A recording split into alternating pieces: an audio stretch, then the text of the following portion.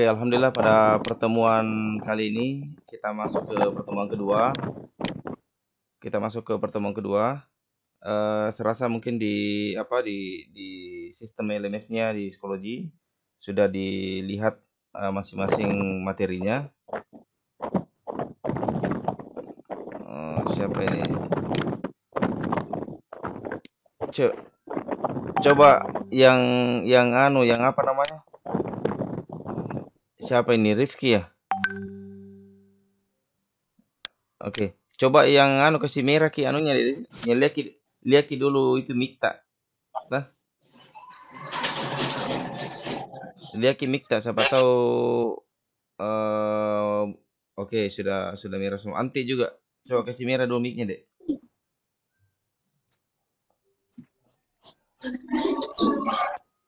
Oke. Oke, jadi pertemuan ini adalah pertemuan kedua. Untuk kemudian saya berusaha untuk padatkan, paling tidak mudah-mudahan beberapa minggu depan bisa dapat pertemuan ya beberapa hari lah sebelum Lebaran kita bisa selesai. Karena saya yakin kalau misalkan ada pertemuan nanti setelah Lebaran itu kita tidak tahu, pasti saya yakin sibuk semua. Ada yang bikin burasa, ada yang bikin kue dan lain sebagainya. 3 hari pun menjelang itu pasti mak burasa, mie potong ayam, mie cari ayam, kejar ayam, potong ayam, masak ayam, pasti seperti itu. Jadi Nur Alisa Mansur bisa dikasih mute dulu anunya, mic-nya. Oke. Nada juga bisa dikasih dengan Mona Lisa. Oke, singkat saja untuk pertemuan kali ini kita akan masuk, serasa juga materinya sudah di-download mungkin ataukah dilihat-lihat di sistemnya di psikologi.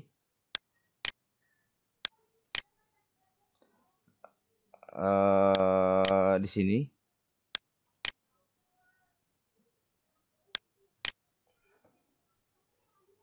Oke, saya sudah simpan di sini. Mungkin sementara juga pertemuan ke-4, 5, 6 saya coba desain untuk penguatan materinya lagi. Karena luar biasa, coba kalau dilihat deh ini. Ini untuk dosen kedua ini semua 8 kelas. Nah, ini harus selesai semua saya targetkan sebelum dan itu harus bersusun lagi. Yang baru tuntas kemarin ini baru saya susun ini untuk TP. Ini TP untuk pertemuan pertama, kedua, ketiga, keempat sudah selesai. Tinggal bahasa Inggris dan artikel writing serta literature. Kalau literature sudah ada, tinggal saya input. Cuma belum waktu saya masih sedikit harus force lagi. Karena di lain sisi juga saya harus ikut beberapa seminar online, mata kuliah online juga. Kalau malam itu biasa jam 10 sampai jam 12 malam saya ikut mata kuliah online di Cambridge University. Selalu saya biasa tengah malam, bahkan saya juga ikut kursus. Ini ada kursus saya. Ini kursus saya dan saya harus menonton ini view recording. Biasa kalau saya tidak sempat, saya harus nonton ini kurang lebih untuk mendapatkan sertifikatnya lagi. Saya harus menonton ini kurang lebih 40 menit. Jadi saya harus ikut juga kuliah 40 menit lagi. Jadi more by attending ataukah viewing the recording ini. Jadi untuk dapat sertifikatnya lagi saya harus menonton lagi. Seperti itu. Jadi ya tinggal dibagi-bagi waktu saja. Oke. Pertemuan yang lalu kemarin saya coba rewind. Kita kemarin sudah sedikit masuk terkait bagaimana sih itu literature dalam konteks what, why and how, serta why do we use literature, kenapa kita mesti harus masuk memperkenalkan dan mungkin menggunakan literature, dan mudah-mudahan juga ini bisa mengangkat lagi nanti motivasinya untuk kemudian kedepannya bisa diangkat menjadi persiapan untuk skripsinya. Siapa tahu ada yang kedepannya tertarik bagaimana menggunakan itu literature di dalam peningkatan kualitas bahasa Inggris. Apakah misalkan skill writingnya, apa ataukah motivasinya, ataukah ketertarikan siswa, ataukah dalam konteks readingnya, listeningnya dan seterusnya. Ini bisa juga diangkat karena kayaknya masih jarang yang angkat ini literature dalam konteks pengajaran bahasa Inggris untuk senior-senior yang kemarin. Berikutnya pada pertemuan ini nanti kita akan kaji ini how to use literature in language classroom, dalam artian ini bahwa kita di sini adalah background kependidikan. Jadi faculty of teacher training and education, sehingga pada konteks ini nanti ada penekanan bahwa pendekatan-pendekatan apa sih sebenarnya, contoh-contoh apa sih sebenarnya dalam konteks literature itu ke dalam kelas. Jadi nanti kita masuk, kita lihat dulu nanti konteks pembelajaran bahasa Inggris di SMA, SMP dan SD bagaimana modelnya, lalu kemudian kita akan masuk untuk mengajarkan literature, jenis-jenis literature. Kemarin ada beberapa, ada novel, ada fiksi dan non fiksi, dan terbagi lagi ada 4 pembagiannya. Literature itu surat kabar pun juga masuk. Apalagi ada cerita rakyat, ada poem, ada puisi, ada short story. Short story itu semua mudah-mudahan bisa menjadi motivasinya. Kemudian ada yang suka-suka menulis cerpen, coba di Inggris-Inggriskan itu, dan itu bisa menjadi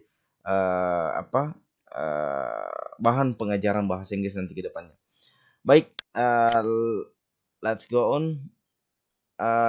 Before we discuss about some supporting material here, secondary material, genre of text. Nanti kita akan bahas juga jenis-jenis teks karena ini nanti menjadi pertimbangan. Karena kalau di sekolah sekarang itu bukan lagi pembelajaran berbasis misalkan kita belajar simple present tense, present continuous tenses, ataukah modal dan sebagainya. Itu sudah tidak ada lagi di SMA dan SMP, bahkan SD. Sekarang sudah berbasis skill. Jadi sekarang kalau kita lihat mata pelajaran bahasa Inggris di sekolah-sekolah, itu sudah masuk ke skill speaking, listening, writing, and reading. Sudah tidak ada lagi.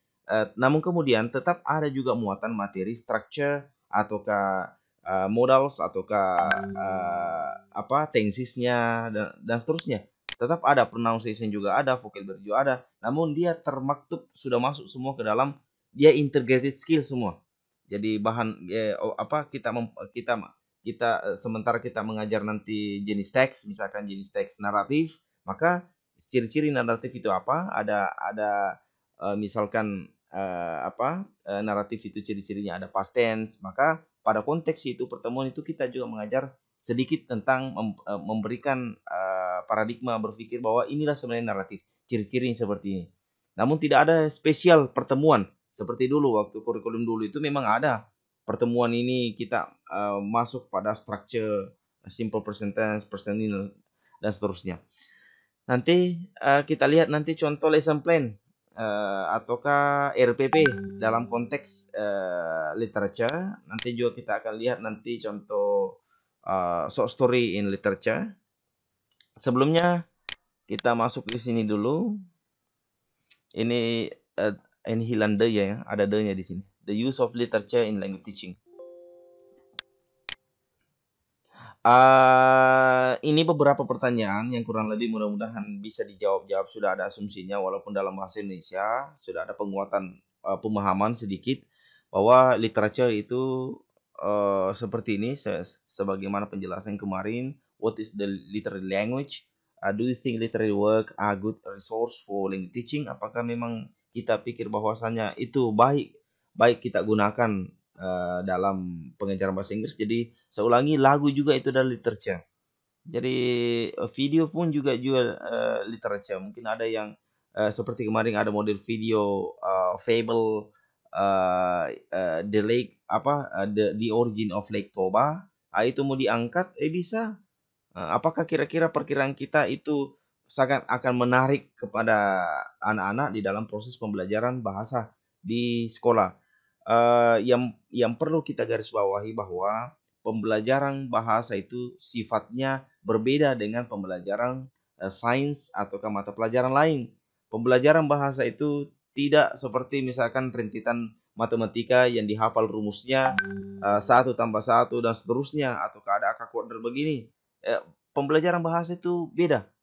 Kita mengambil landasan bahwa bagaimana seorang anak kecil in the golden age menurut Stephen Krashen itu mulai umur 1 tahun sampai 5 tahun. Kenapa dia bisa berbahasa Bugis? Kenapa dia bisa berbahasa Makassar atau bahasa Indonesia without joining any courses, tanpa ikut kursus formally?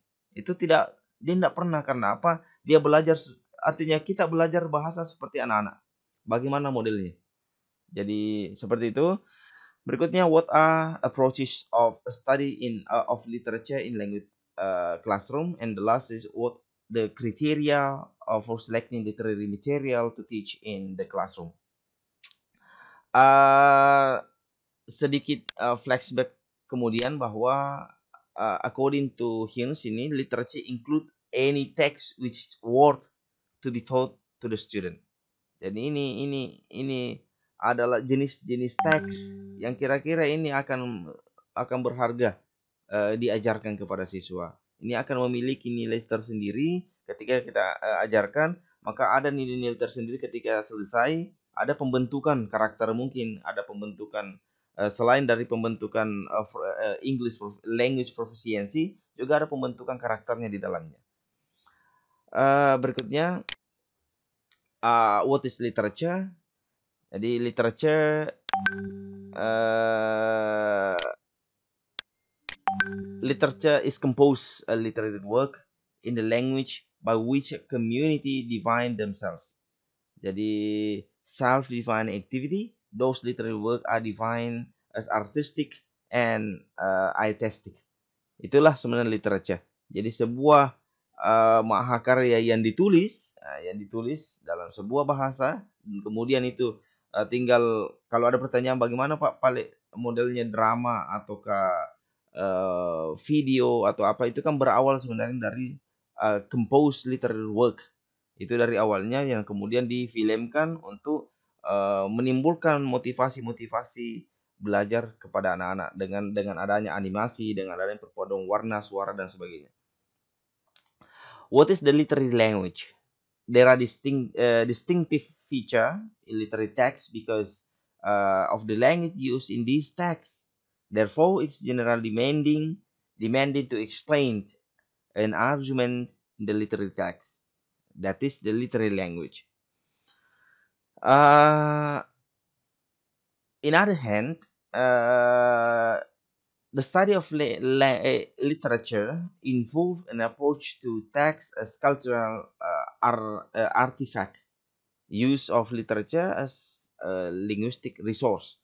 Jadi the study of literature also includes. Jadi dalam pembelajaran sastra juga dia pasti akan mengkaji namanya meta language. Meta language di sini bahwa meaning in very area to talk about language, image, and text. Jadi ada tidak hanya kita belajar bahasanya, tidak hanya kita belajar teksnya, namun kemudian ada hayalan-hayalan juga di dalamnya.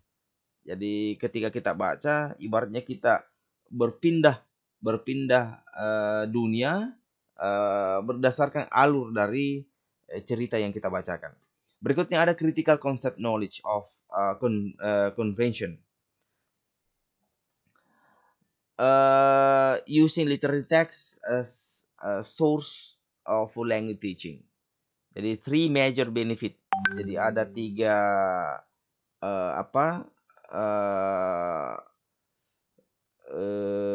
kegunaan. Jadi 3 major benefit atau kemanfaat dalam penggunaan ini teks literary di dalam classroom. Yang pertama, specific communication goal. Itu kemarin yang sudah ada gambaran waktu pertemuan kemarin. Yang ada cerita tentang apa itu kemarin ya, yang ada cerita yang saya angkat itu yang bisa langsung kita ajarkan 4 skill, bahkan ada beberapa lagi sub skill di dalamnya. Itu ada specific communication communicative goal-nya. Berikutnya ideal resources for integrating the 4 skill. Jadi selain dari specific communication goal-nya, kita juga bisa mengintegrasikan ini antara 4 skill ini. Skill speaking, skill listening, speaking, writing, and reading. Berikutnya ada cross cultural awareness. Kita bisa paham budaya-budaya di masing-masing lingkungan, bahwa ada rasa sadar bahwa budayanya orang seperti ini, budayanya di sana seperti ini, eh, ataukah kalau bahasa lainnya akiadanya orang, misalkan di Toraja bagaimana, di Enrekang bagaimana, di Sidra bagaimana, di Makassar bagaimana, itu ada cross cultural awareness. The next is, why do we use literary text in the language classroom? Jadi, according to Laser, 1993, benefit of using literary text in the language classroom are listed as follow. The first, motivating.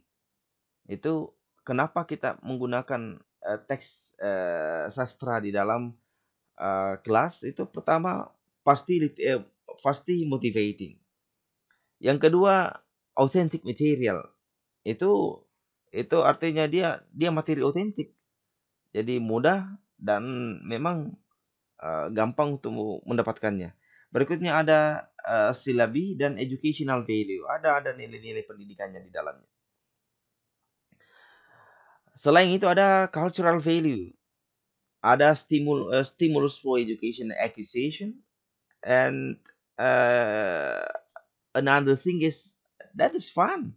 Jadi artinya anak-anak pasti lebih senang mungkin dengan melihat animasi, apalagi kalau kita dengan gerak, dengan membaca dengan penuh ekspresi, intonasi dan lain sebagainya. Highly value or high status. Berikutnya language awareness. Berikutnya motivating to talk about opinion or feeling. Ya, kalau misalkan speaking bisa terakhir ini. Kira-kira misalkan bagaimana, what do you think about the story? If you're bawang merah ataukah bawang putih, kira-kira bagaimana anunya? Itu bisa kita luar biasa. This is the sample course objective for reading literature based on Campbell 2007. The objectives are listed as follows. The first is a student will develop a variety of reading strategies. Luar biasa. The next is they will identify the literary term and study how this term contribute to their writing skill. Pasti. And the last is they develop skill to analyze literary text. Student will develop discussion skill, and student will discover connection with the literary they read. Dia akan menghubungkan antara teks itu dengan dirinya, teks dengan teks, dan teks dengan dunia nyata. Jadi itu pasti student will discover connection with the literature they read. Jadi dia pas sejenak dia baca, ataukah sejenak dia nonton, ataukah sejenak dia dengar, maka dia pasti akan menghubungkan antara sumber itu dengan dirinya, ataukah sumber itu dengan sumber lain, dan ataukah sumber itu dengan dunia lain. Itu pasti dia akan koneksikan. Ada sedikit hayalan yang akan mengkoneksikan tiga ini. Baik, berikutnya, student will understand the role of literature which provide insight into a culture of target language. For instance, ataukah for example, a place which allow language learner to participate in the new culture help them develop sensitivity as to how speaker of the target language interact with each other. Jadi itu bagaimana bahwa student will understand the role of literature which provide insight into the culture of the target language. Okay, this is some approaches to study of literature. The first, the cultural model. In the cultural model here, we'll cover a language as a cultural artifact. And the second is study of literary term from social, political, literary, and historical perspective. The second is the language model. here contextualize dualist linguistic feature, and then regardless of literary quality of the text or reader text interaction. And the third is the personal growth model. Jadi itu adalah pendekatan-pendekatannya di dalam pengejaran literature di dalam kelas bahasa. Jadi language learning and cultural awareness, personal development, and the focus on learners' interaction with the text and learner feeling, idea, and opinion. Opinion, seperti itu. This is another approaches to study of literature while teaching English. The first is a language based approach. This is a study of language of literary text, detailed analysis of literary text to improve interpretation skill, knowledge of grammatical, lexical, discoursal category, and literary text regarded as a great sources for language activity and a wide range of style and registers. That is the language based approach. Jadi siapa tahu ada mau angkat nanti ini pada penelitian nanti pada semester 7, language based approach in teaching English at SMA berapa. Itu bisa.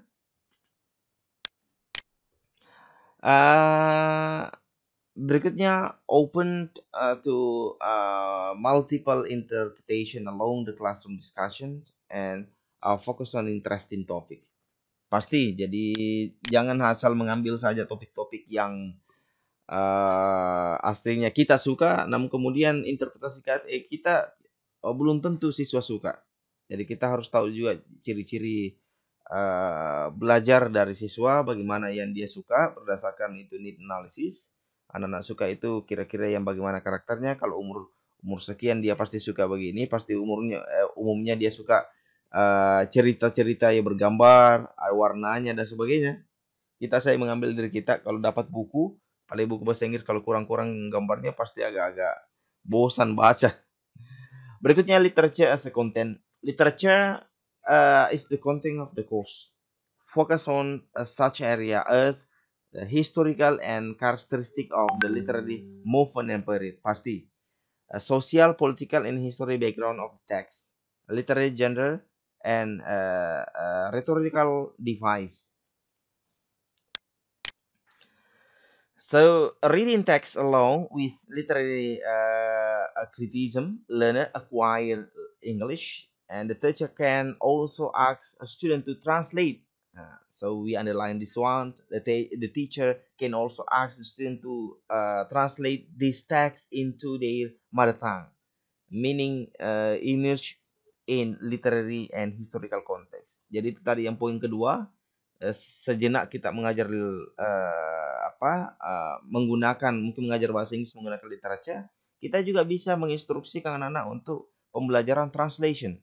Jadi kita yang tadinya dari bahasa Inggris mungkin atau sebaliknya, kita bisa menginstruksikan anak-anak untuk mengajarkan untuk mentranslate ke bahasa Inggris. Misalnya bahasa Indonesia ke bahasa Inggris ataukah sebaliknya Inggris ke Indonesia. Jadi seperti misalkan Robin Hood, ada ceritanya mungkin Robin Hood itu dalam bahasa Inggris, itu bisa kita mungkin instruksikan anak-anak untuk belajar ke dalam bahasa Indonesianya mungkin. Dan ada meaning image in literary and historical context. This is about one of the possible negative aspect of these approaches is if the literary text is difficult linguistically, pasti kalau misalkan pasti sastra itu susah. Apalagi kalau misalkan sastra dulu baru kita lihat itu atau kadang-kadang ada katanya itu tidak ada di kamus, kadang juga dia unlinguistical. Jadi dia tidak sesuai dengan dengan struktur bahasa yang kita pelajari secara formal. Itulah namanya sastra. Jadi, and student may depend on the teacher ready made interpretation. Jadi dia hanya menginterpretasi itu berdasarkan dari instruksi gurunya. Jadi kalau gurunya bahasakan seperti ini, maka dia akan ikut seperti itu. Nah, itu salah satu negatifnya. Maka pintar-pintarlah kita dalam memilih bahan-bahan ataukah literature source di dalam proses pembelajaran bahasa. Ini therefore the background information to be supplied in this approach is important. The first biographical information about the author, historical methodological event or character, philosophical, political, and religious idea in the text, place object in other text refer to in a text. This is the gender of the text. Ini jenis-jenis teks dia. Ada drama, ada poetry, ada fairy tale, ada short story, ada folklore, and to name of the view. Sebentar ya. Mau apa? Ya perang. Kunci pintu nanti Dila.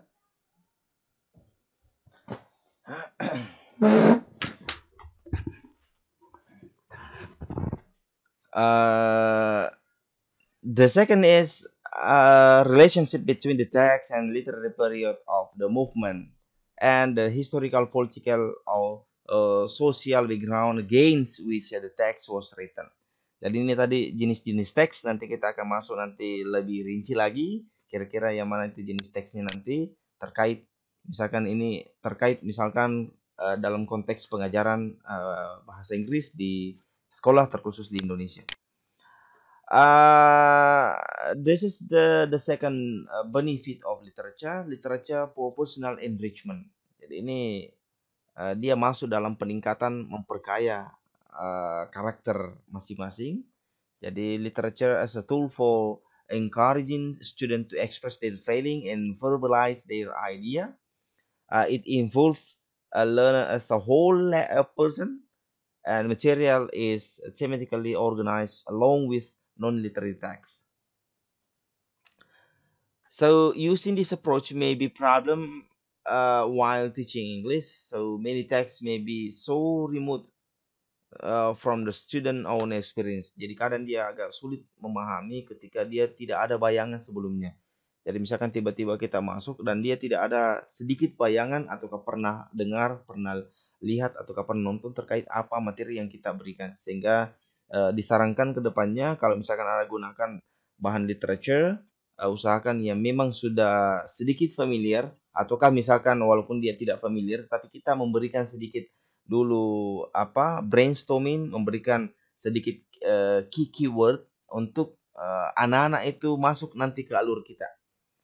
In addition, some students may not find pleasure in discussing about their own feeling, emotion, direction. Karena ini akibatnya pasti ke sini. Dia tidak ada ide untuk ketika kemudian kita masuk ke dalam taran diskusi ataukah menulis apa yang dia rasakan ataukah apa reaksinya, itu pasti tidak ada. Karena tidak ada mungkin guideline, langsung kita putar saja ataukah kita berikan untuk baca tanpa dia ada bayangan terkait alur ke depannya, sehingga kita sebelumnya pasti harus peta-petakan dulu seperti ini dan seterusnya. This is the personal enrichment model and humanistic approach to language teaching by William and Burden, involving learners as a whole person. Berikutnya, engaging feeling, developing identity, encouraging self-acknowledgement and self-evaluation, establish a sense of personal value in the learner, and encourage creativity. Untuk selecting material tadi ada ada consideration-nya, ada pertimbangan. Yang pertama, kita harus melihat learner cultural background. Itu yang tadi saya katakan, saya singgung tadi sebelumnya, bahwa sebelum memilih materi itu kita lihat dulu the learner cultural background. Kita lihat dulu background-nya anak-anak. Ketika misalkan anak-anak mungkin dia budayanya seperti ini, maka coba dicarikanlah yang kira-kira bersentuhan dengan langsung budaya supaya masuk nanti bisa dapat nanti itu benefitnya. Berikutnya learner linguistic proficiency. Jadi kita lihat juga bagaimana background bahasanya. Background bahasanya nanti. Berikutnya Muhammad Rifki na tuli macam yang mida tambah gondot tuh. Yes, sir. Berikutnya adalah learner literary background. Nah, ini adalah untuk consideration in selecting material. Kalau menurut Coaser di sini literacy text itu should capture the student interest. That exactly.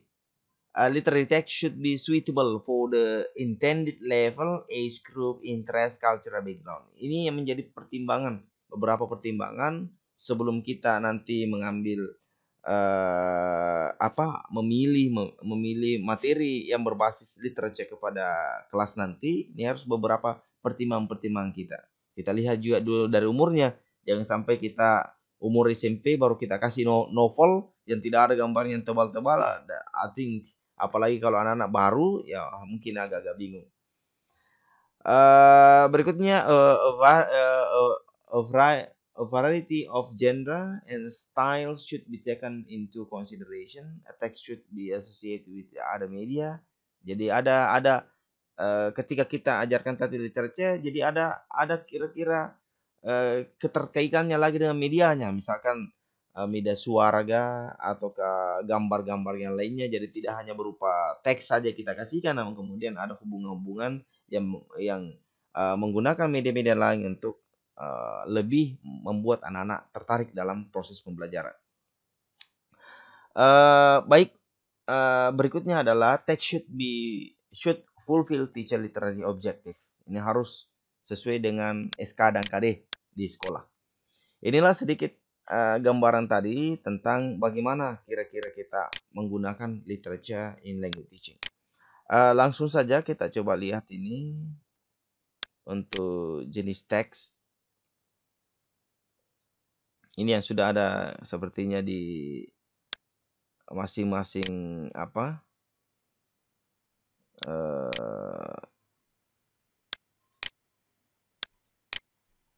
masing-masing akunnya di Schoology itu bisa dilihat. Ini hanya jenis-jenis saja. Saya tidak guidekan secara satu-satu, namun kemudian silahkan dilihat sendiri deh bahwa inilah genre of English text type. Jadi bagaimana komunikasi terjadi. Jadi disebut teks itu jika bermakna, masuk akal, dapat dipahami. Kapan bahasa Inggris digunakan, apa implikasinya, efektif communication-nya yang mana itu dikatakan efektif. Jadi efektif itu ketika kita saling memahami. Bukan lancarnya kita berbahasa Inggris, bagaimana kalau lancar namun kemudian itu listener tidak understand apa yang kita katakan. Itu. Jadi intinya adalah effective communication itu adalah orang listener understand terhadap apa yang kita sampaikan. Nuansa maknanya bagaimana, ini interpersonalnya bagaimana, komunikasi bahasa Inggris ini contohnya teks lisan, ada teks tulis, ada genrenya, apa hubungannya, ada namanya teks recount, ada naratif, ciri-cirinya juga, ada deskriptif, ada procedure, ciri-cirinya, ada anekdot. Jadi siapa tahu ada yang mau nanti kembangkan juga. Ada report, ada spoof, ada recount, ada analytical exposition, ada hortatory exposition, ada review, ada discussion, ada news item, ada explanation, ada ciri-cirinya, ada strukturnya. Dan itulah sedikit tentang jenis teks dalam bahasa Inggris. Kalau ini kayaknya sama, mirip. Ini saja. Ini mirip, ini yang masuk tadi ke situ, hanya sebagai spesifiknya saja ini. Berikutnya untuk apa ini?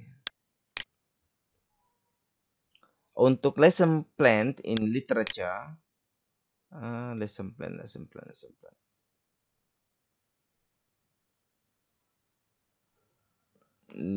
plan. Ini misalkan kita dapat ibaratnya ini ada teks, baru kita buatkan semacam di PowerPoint, kita mau kasih gambar, mungkin itu bisa juga. Tinggal kita masukkan, baru kita munculkan ini di dalam proses pembelajaran. Ini kurang apa istilahnya ya? Kurang gambar-gambar. Mungkin agak-agak bosan-bosan anak-anak kalau begini. Mungkin dikasih gambar-gambar lah ataukah video-video yang bisa anak-anak akan diarahkan masuk lebih lebih menarik. Misalkan di Origin of Lake Toba. Ini teksnya mungkin paragraf pertama.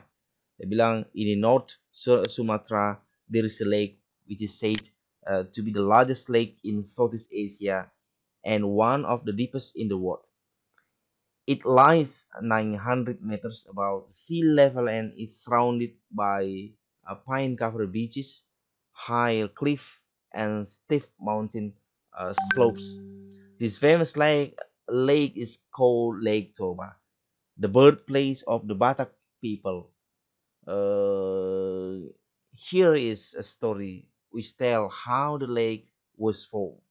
Mungkin kita sudah masuk nih situ, artinya sebelumnya seperti itu. Mungkin kalau misalkan ini kan anak-anak sudah ada bayangannya. Oh, pernah aku dengar. Pasti anak-anak bisa menerka-nerka juga.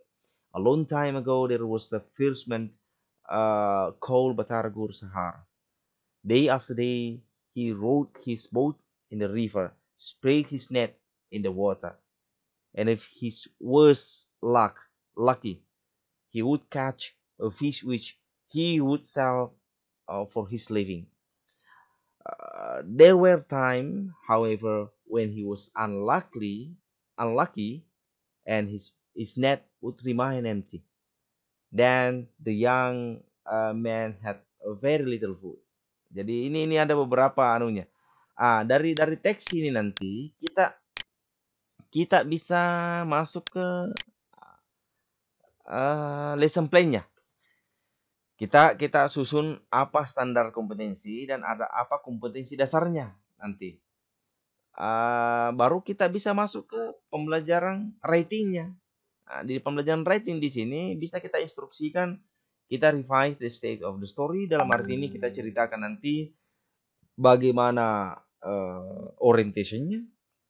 Orientation itu kita akan menginstruksikan kepada anak-anak nanti who is in the story. Jadi siapa di story itu? Mungkin anak-anak sudah sebut Batara Guru, ini dan sebagainya. Where? Kapan? When? And what and how the story. Ini bisa writing, ini bisa. Bisa juga ke complication. Dalam hal ini ada kita describe the conflict of dramatic point. Ini mungkin waktunya dramatikalnya kita suruh tulis. Waktunya mungkin ini kalau saya tidak salah ini masih ingat-ingat ya. Disuruh bawa makanan mungkin. Nah, itu anaknya singgah main. Singgah main dan sampai itu terlambat, tidak salah bawa makanan. Ketika sampai di sana dan langsung itu bapaknya bilang, dasar anak ikan apa begini ya. Anak ikan, padahal itu sudah janjinya dia tidak akan ungkit itu kepada siapa saja tentang ini backgroundnya, ini ibunya. Sehingga mungkin di situ konfliknya ataukah dramatical pointnya. Resolusinya bisa kita juga instruksikan untuk anak-anak menulis at the end of complication. Setelah ada konfliknya, kira-kira nanti ini apa yang terjadi ke depannya. Dan terakhir di sini ada koda. Koda itu apa? The comment of the story that states the purpose of its feeling. In this case, the moral of the story. Kira-kira apa yang bisa dipetik dari sini? Anak-anak bisa menulis. Luar biasa. Jadi coba-coba nanti, mudah-mudahan ini muncul idenya ke depannya, Dek. Bisa nanti teliti ini, Dek. Teliti kira-kira bagaimana enhancing student writing skill through the literature approach. Jadi bisa kita angkat itu. Berikutnya kita bisa belajar grammar juga. Grammar apa? Ya bisa belajar past tense dari dilihat lagi ciri-cirinya. Literature itu ciri-cirinya apa?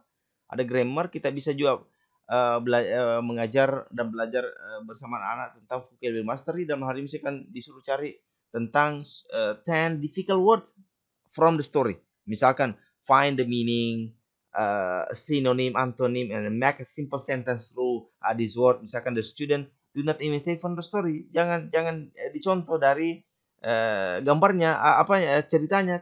Kemudian dia cari beberapa kata-kata susah di situ dan dia cari sinonimnya. Tidak boleh ada yang sama, sesuai dengan student perspective. Nah, itu. Kalau pembelajaran reading, ya kita instruksikan kepada anak-anak untuk read aloud the story. Untuk listening, ya bisa misalnya listen carefully the story which is reading by the other group. Mungkin kita buat grup. Jadi masing-masing grup nanti membaca. Setelah itu nanti then catch 10 difficult word. Jadi kita langsung bilang, oh ini kata-katanya yang susah, apa artinya. Nah, itu adalah sinkronisasi dengan vocabulary. Terakhir untuk speaking. Jadi speaking ini bisa ada dua aktivitas. Yang aktivitas pertama itu adalah listen carefully, then story which is reading by the other group, and try to retell what the story tell about. Jadi setelah nanti tuh grup yang satu cerita, mungkin dalam satu kelas itu misalkan ada 5 grup. Masing-masing grup itu lain-lain ceritanya. Ada Lektoba, ada si Jeloto Mampu, ada bawang putih dan bawang merah dan seterusnya.